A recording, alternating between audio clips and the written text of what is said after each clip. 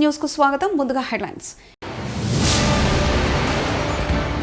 కుప్పకూలిన విమానం 230 మందికి పైగా ప్రయాణికులు.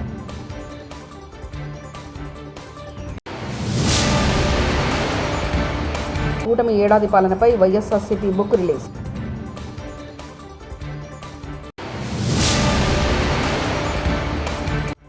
లోకేష్ కు తల్లికి వందనం జీవోలు అందజేసిన సీఎం చంద్రబాబు.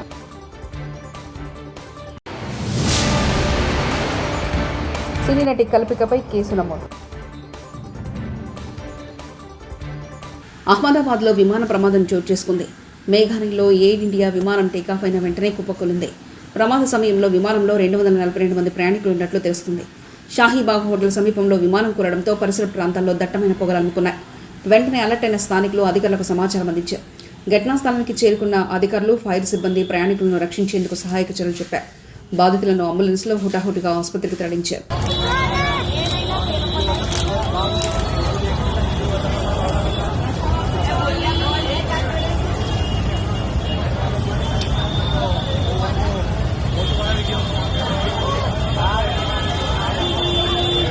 चला कि 223 जितने पैसेंजर थे यहाँ पे जिस बिल्डिंग के ऊपर गिरी है वो डॉक्टर्स का हॉस्टल है. इंसिडेंट बनने के विदिन 2-3 मिनट्स में पुलिस, बाकी सभी बॉडियाँ, सिविल एडमिनिस्ट्रेशन, कॉर्पोरेशन वगैरह सभी लोग आ गए थे. फायर फाइटर वगैरह स्थल पे हाजिर है. लोगों को बचाने की और रेस्क्यू करने की कार्रवाई जारी है. ऑलमोस्ट 70 से 80% एरिया हमने क्लीन कर लिया. बाकी आने समय हम लोग क्लियर कर लेंगे. मैं सभी मीडिया के मित्रों से रिक्वेस्ट करता हूँ, सभी हमसे सहयोग करें. जितनी पुलिस और उसके अलावा जितनी भी agency, army, BSF, CISF, corporation, collector office के सभी स्टाफ सभी यहाँ काम में लगे हुए हैं. प्लीज हमसे सहयोग करिए और थोड़ी सी हमारे लिए जगह बना के रखिए ताकि हम एम्बुलेंस को ग्रीन कॉरिडोर बना के हॉस्पिटल तक पहुंचा सके. ఎన్డీఏ కూటమి ప్రభుత్వం ఏర్పాటై ఏడాదైన పూర్తయిన సందర్భంగా తల్లికి వందనం పథకాన్ని అమలు చేయాలని సర్కార్ నిర్ణయించింది. ఇందులో భాగంగా ఈరోజు విద్యాశాఖ మంత్రి నారా లోకేష్ కు తల్లికి వందనం జీవోలను సీఎం చంద్రబాబు అందజేశారు. ఏడాది కూటమి ప్రభుత్వ పాలనపై మంత్రి లోకేష్ తో కలిసి ముఖ్యమంత్రి మీడియా సమావేశం నిర్వహించారు. ఈ సందర్భంగా సీఎం మాట్లాడుతూ అభివృద్ధి, సంక్షేమం ఎన్డీఏకు 2 కళ్లన్న. సంపద సృష్టిస్తామని, సంక్షేమాన్ని ముందుకు తీసుకెళ్తామని తెలిపారు. విధ్వంసానికి గురైన రాష్ట్రాన్ని ముందుకు ఎలా తీసుకెళ్తారని చాలా మంది ప్రశ్నించారన్నారు. తల్లికి వందనంలో ఇంకా మిగిలిన కార్యక్రమాలన్నిటి కూడా మీరు చూసినప్పుడు అన్నదాత సుఖీభవ ఏడాదికి మొత్తం 14,000 రూపాయలు ఇస్తా అన్నాం. 6,000 రూపాయలు గవర్నమెంట్ ఆఫ్ ఇండియా ఇస్తుంది. వాళ్ళు ఇచ్చింది 7,500. ఈరోజు తెలుగుదేశం ఇచ్చేది 14,000. వ్యత్యాసం 6,500. తల్లికి వందనం నేను చెప్పాను. అన్నదాత సుఖీభవ ఇచ్చింది మీకు చెప్పాను. దీపం 3 సిలిండర్లు వాళ్ళు ఏమీ ఇవ్వలేదు. ఇంకొక పక్కన మీరు చూస్తే మత్స్యకారుల భరోసా మేమిచ్చింది మత్స్యకారుల సేవలు. మొత్తం 1,29,178 మందికి ఇచ్చాం. 259 కోట్లు. వాళ్ళు ఇచ్చింది 1,09,231 109 కోట్లు. వ్యత్యాసం 150 కోట్లు అదనం. 19,947 మంది అదనంగా ఇస్తున్నాం. ఇది కాకుండా ఈరోజు ఎన్టీఆర్ భరోసా ఇది చూస్తే వాళ్ళు ఇచ్చింది మొత్తం 21,630 కోట్లు సంవత్సరానికి. మేము ఇప్పటికి ఇచ్చింది 34,000 కోట్లు ఒక్క సంవత్సరంలో. వ్యత్యాసం 12,370 కోట్లు. అంటే బటన్ నొక్కుతున్నా సమీక్షం ఇవ్వడాలని మాట్లాడే పెద్దలకి ఇవన్నీ అర్థం కావాలి. ఆ రోజు చేసిన పని రాష్ట్ర ఆర్థిక పరిస్థితిని చిన్నాభిన్నం చేశారు. ఏపీలో కూటమి ప్రభుత్వం ఏడాది విధ్వంస పాలనపై వైఎస్ఆర్సీపీ బుక్ రిలీజ్ చేసింది. జగన్ అంటే నమ్మకం, చంద్రబాబు అంటే మోసం పేరుతో పుస్తకాన్ని party state coordinator Sajjala Ramakrishna Reddy విడుదల చేశారు. ఈ కార్యక్రమంలో పార్టీ నేతలు అంబటి రాంబాబు, విడుదల రజని, మల్లాది విష్ణు, ఎమ్మెల్సీలు లేలా అప్పిరెడ్డి, వరుదు కళ్యాణి, జూబ్రీ ప్రభాకర్రావు, ఎమ్మెల్యే చంద్రశేఖర్ తదితరులు పాల్గొన్నారు. అటు ఇటుతో ప్రభుత్వం అనేది ఒక మామూలు దీనిగా జరుగుతుంటుంది. పాలనా వ్యవహారాలు. కానీ 2019-24 మధ్య ఇంతే ల్యాండ్ స్లైడ్ విక్టరీతో. ఇంతకంటే ఎక్కువ, ఎందుకంటే ఒకే పార్టీ ఏకాక ఒక సింగిల్ పార్టీగా వైఎస్ఆర్సీపీ పోటీ చేసి ఆ రోజు 151 సీట్లతో గెలిచినప్పుడు ఇదే రకంగా ఒక ఘనమైన విజయంతో 19లో పాలన మొదలుపెట్టారు జగన్మోహన్ రెడ్డి గారు. సో అప్పటికి ఒక గీటురాయి ఏర్పాటు చేశారు, ఒక కొలమానం కొలబద్ద 19-24 మధ్య తన పాలనతో జగన్మోహన్ రెడ్డి గారు. 24 అంటే ఏడాది క్రితం చంద్రబాబు నాయుడు గారు మళ్ళీ అధికారంలోకి వచ్చారు. 3 పార్టీలు కలిసి భారీ మెజారిటీతో, అత్యంత భారీ మెజారిటీతో అధికారంలోకి వచ్చాడు 3 పార్టీలు కలిసి. అప్పటి నుంచి ఈ సంవత్సరం అయింది.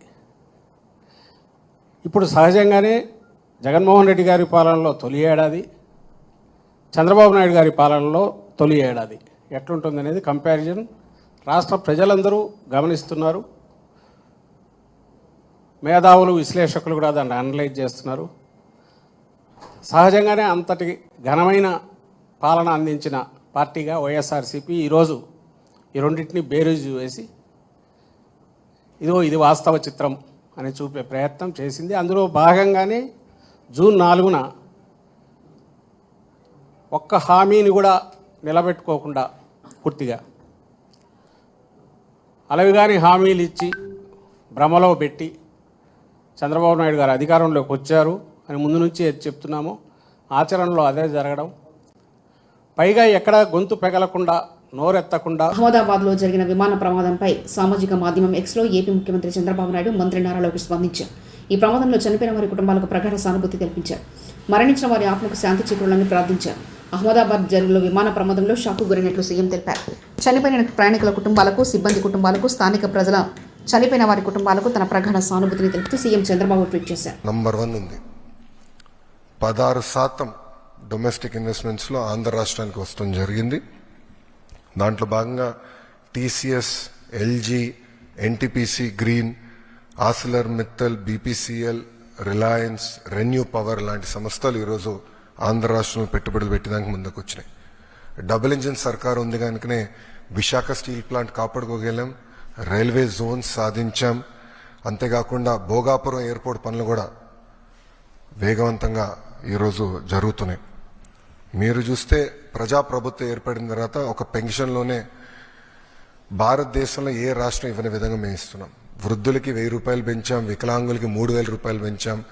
బెడ్కే పరిమితం అవుతే 15,000 రూపాయలు ప్రతి నెల ప్రభుత్వం ఇస్తుంది. భారతదేశంలో ఏకైక ప్రభుత్వం ఇస్తుంది, అది ఆంధ్ర రాష్ట్ర ప్రభుత్వం. ఇంతేకాకుండా భారతదేశంలో ఎక్కడ లేని విధంగా 203 అన్న క్యాంటీన్లు ప్రజాప్రభుత్వం తిరిగి ప్రారంభించి ఈరోజు నడిపిస్తుంది. గౌరవ ముఖ్యమంత్రి గారు ఇప్పుడే చెప్పారు, ఆగస్టు 15 నుంచి ఉచిత బస్ విధానం కూడా మేము అమలు చేస్తున్నాం. దీపం పథకం ద్వారా ఇప్పటికీ 2 కోట్ల గ్యాస్ సిలిండర్లు ఉచితంగా ప్రజాప్రభుత్వం. ఏపీలో అసెంబ్లీ ఫలితాలు వెలువడిన రోజు నుంచి తాను సీఎంగా ప్రమాణం చేసేదాకా వైఎస్ఆర్సీపీ క్యాడర్పై చంద్రబాబు దాడులు చేయించారని మాజీ మంత్రి పేర్ని వెంకటరామయ్య, పేర్ని నాని అన్నారు. గురువారం ఆయన ఆధ్వర్యంలో పార్టీ సమావేశం జరగగా భారీ ఎత్తున కార్యకర్తలు హాజరయ్యారు. ఈ సందర్భంగా తన కుటుంబాన్ని కూటమి ఏ విధంగా వేధిస్తుందో కార్యకర్తలకు వివరిస్తూ ఆయన భావోద్వేగానికి గురయ్యారు. బలరాన్పేట ఉన్నాం, అదొక 324, 326 కేసు, అదొకటి, దానికి బెయిల్ తీసుకున్నాం.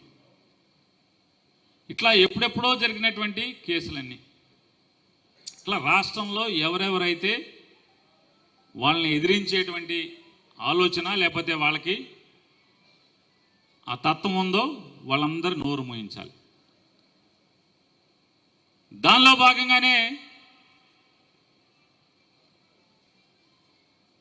నా మీద, నా భార్య మీద మొట్టమొదటిగా రేషన్ షాపు బియ్యం కేసు అని మొదలుపెట్టారు. దాని నేపథ్యం అసలు ఫస్ట్ జరిగిన వాస్తవాలు మీకు అప్పుడే చెప్పాల్సింది. సర్లే, మామూలుగా ఆ డిపార్ట్మెంట్లో నేను చేసినది ఏంటి అంటే, నేను కానీ మా అత్తమామలు కానీ అందరం కలిసి 2 గోడౌన్లు కట్టాం అద్దెకి ఇవ్వటానికి.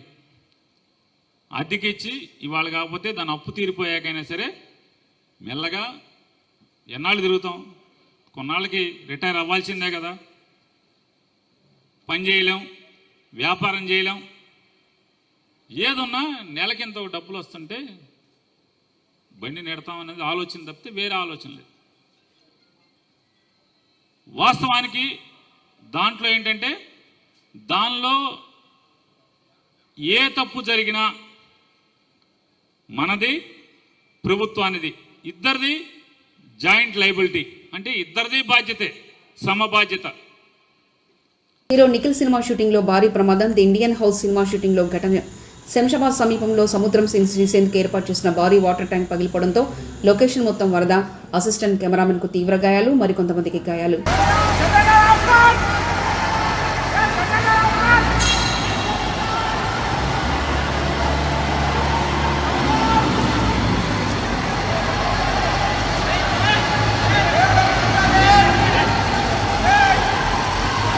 టాలీవుడ్ నటి కల్పికాకు ఊహించని షాక్ తగిలింది. తమపై గచ్చిబౌలి పోలీసులు కేసు నమోదు చేశారు. బిఎన్ఎస్ యాక్ట్ ప్రకారం 324, క్లాస్ 4, 352, 351, క్లాస్ 2 సెక్షన్ కింద కేసులు నమోదు చేశారు.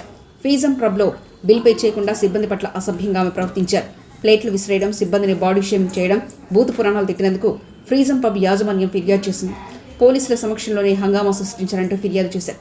దీంతో గచ్చిబౌలి పోలీసులు కోర్టు అనుమతితో నటి కల్పికాపై కేసు నమోదు చేశారు. అనకాపల్లి జిల్లా అచ్యుతాపురంలో యోగాంతర కార్యక్రమాన్ని ఘనంగా నిర్వహించారు. ఈ కార్యక్రమంలో వేలాది మంది ప్రజలు ఉత్సాహంగా పాల్గొన్నారు.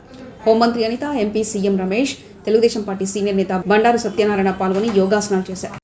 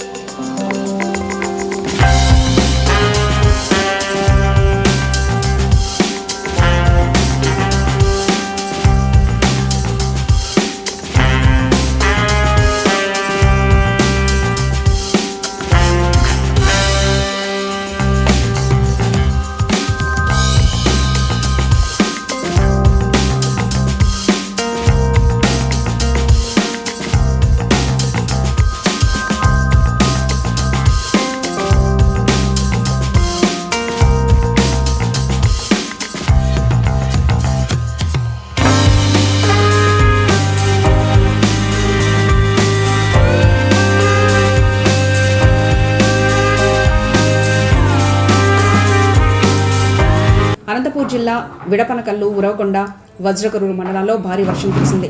గాజుల మల్లాపూర్, ఫాల్తూరు, వన్నూరు గ్రామాల మధ్య ఉన్న వాగులు, వంకలు ఉధృతంగా ప్రవహిస్తున్నాయి. దీంతో ఆయా గ్రామాలకు రాకపోకలు స్తంభించాయి. విడపనకల్లు మండలంలో రికార్డు స్థాయిలో 96.2 మిల్లీమీటర్ల వర్షపాతం నమోదైంది.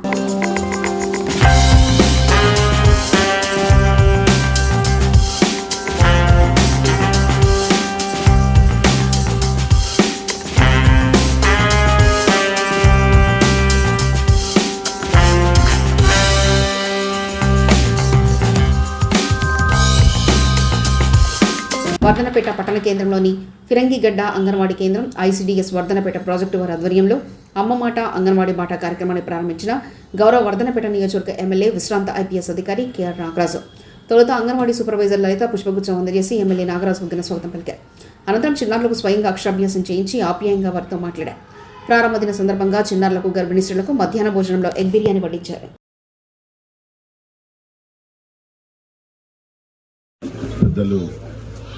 వరంగల్ జిల్లా DWO శ్రీమతి రాజమణి గారు, వర్ధనపేట CDPO శ్రీమతి దేవరా గారు, commissioner Sudheer Babu, market chairman Narku Venkataiah, ICDS supervisor Shrimati Lalitha గారు, మరియు మండల అధ్యక్షులు సత్యన్న, నగర అధ్యక్షులు వైఎస్ సురేష్, బ్లాక్ అధ్యక్షులు రాజిరెడ్డి, యూత్ అధ్యక్షులు భాను ప్రసాద్ మరియు మాజీ కార్పొరేటర్లు, సీనియర్ నాయకులకు అందరికీ కూడా నా నమస్కారాలు. అలాగే ఈరోజు అమ్మ మాట అంగన్వాడీ బాట కార్యక్రమానికి వచ్చిన కుప్పకూలిన విమానం 230 మందికి పైగా ప్రయాణికులు.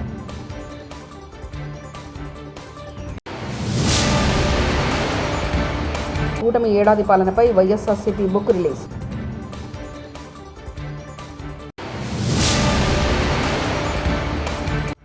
లోకేష్కు తల్లికి వందనం జీవోలు అందజేసిన సీఎం చంద్రబాబు.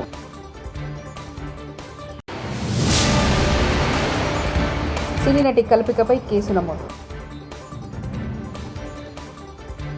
ఇవి బులెటిన్ విశేషాలు.